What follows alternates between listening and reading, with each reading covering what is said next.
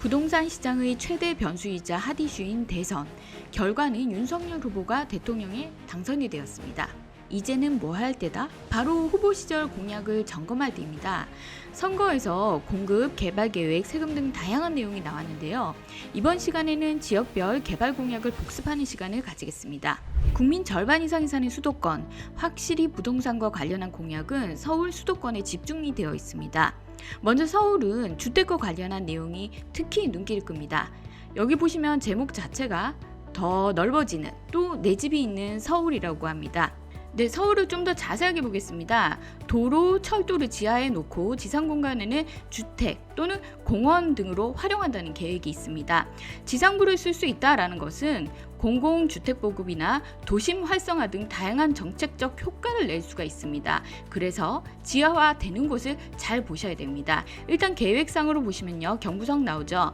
당정 서울역이 있습니다. 그리고 경원선은 청량리 도봉산 있고요.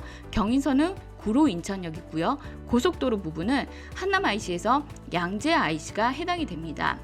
이 말은 즉 거주 환경이라든가 도시 경쟁력이 더 올라갈 수 있겠다라는 의미로 볼 수 있습니다. 네, 서울의 다른 것도 볼까요? 여기 보시면 용도 지역 나오죠? 용적률 규제 혁신 나왔습니다. 서울 재건축 규제 완화와도 같은 의미라고 할 수 있습니다. 민간 부분에서 공급을 강조한 만큼 안전진단이라든가 초과이익 환수제를 좀 풀어줘서 공급을 늘린다고 해석을 할 수가 있겠죠. 이것은 최근에 서울시 2040 도시기본계획과 만나면서 폭발력 있는 공약이 될 것으로 보입니다. 서울과 접한 경기도는 단연 GTX가 메인 이슈입니다. 전 시간에 GTX 관련해서 나온 영상이 있는데요. 참고로 해주시면 고맙겠습니다. 공약에서 A와 C 노선이 있는데 길게 느리고 D, E, F는 새롭게 신설이 된다라는 게 골자입니다. 최근에 GTX C 노선의 상록수역이 신설이 된다고 했거든요. 이 당시 집값이 좀 올랐는데요. 그래서 향후의 주택시장을 볼 때 GTX 신규 노선이 들어오는 것 위주로 볼 필요가 있어 보입니다. 네, 그리고 경기도 공약의 다른 걸 보면은 일단 제1기 신도시를 살펴볼 필요가 있습니다. 지금 경기도 주택시장의 뜨거운 논쟁거리인데요. 1기 신도시 재건축, 리모델링이 바로 그 대상입니다. 이곳은 노후화가 지금 한창 진행이 되고 있는데 사실상 새로운 집을 짓기 어려운 실정이거든요. 그래서 그러한 것들을 반영을 해서 1기 신도시 재탄생을 알렸습니다.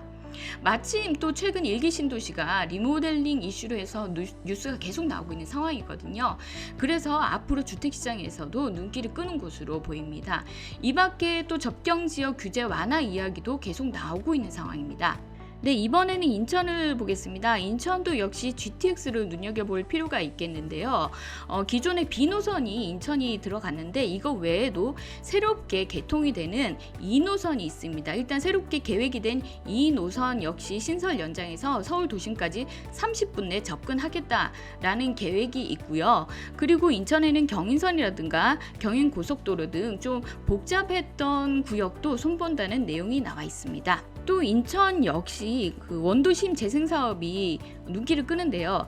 여기서 보면은 인천의 개항 이후에 활발했던 구도심이라고 할 수 있습니다. 인천 내항 주변의 원도심 재생과 재개발을 적극적으로 지원하겠다라는 것도 공약에 포함이 되어 있습니다.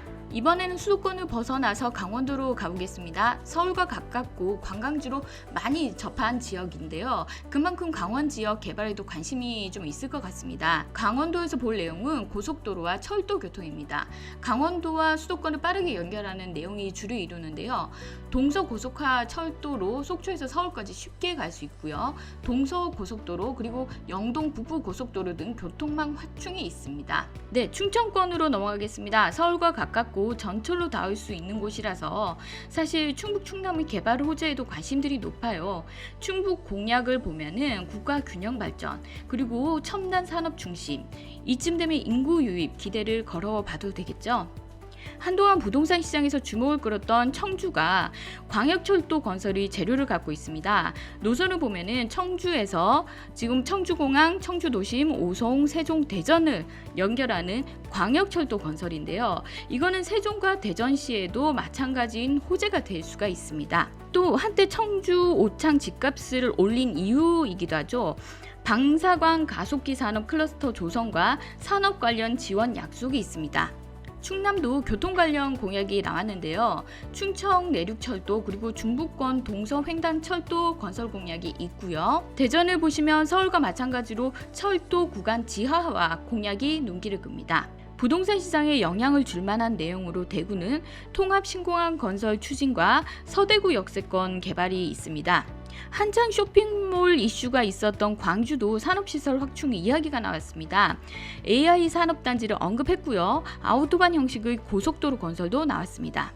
부산의 개발 공약을 보면요. 지금 부산은 북항 재개발 이야기가 꾸준히 나오고 있고요. 그리고 가덕도 신공항 조기 건설, 경부선 지하화 추진도 눈여겨볼 부분입니다.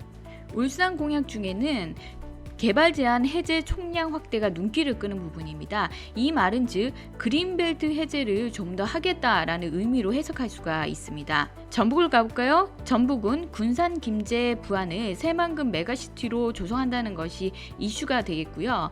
이처럼 성장 기반이 마련이 된다면은 지역 발전이 따라올 것으로 보입니다. 이번 시간에는 새 정부 탄생과 더불어 부동산 관련한 공약을 한번 짚어봤습니다. 도움이 되셨다면 구독, 좋아요 부탁드리겠습니다. 다음 시간에도 좋은 정보 들고 다시 찾아오겠습니다.